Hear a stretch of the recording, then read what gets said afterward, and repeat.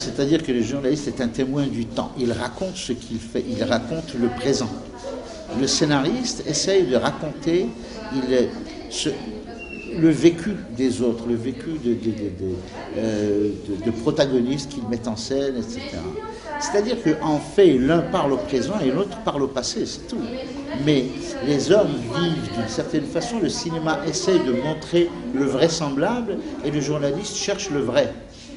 Et le scénariste, le vraisemblable. Donc c'est un petit peu ça. Je crois que ça se complète magnifiquement bien. C'est-à-dire qu'on se dit une chose, on rêve. Cette facilité de créer, il y a quelque chose comme un pouvoir divin. C'est vrai que moi je ressens ça comme ça. Créer un personnage, lui donner une âme, lui donner ensuite le réalisateur va lui donner la vie, un acteur va l'incarner, etc. Ce sont des moments absolument jouissifs, extraordinaires. Il y a cette magie.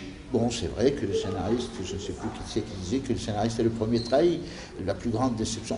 Jamais je n'ai rencontré un scénariste heureux du film qu'il a fait, qu'il a écrit quand il l'a vu. Oui, c'est vrai.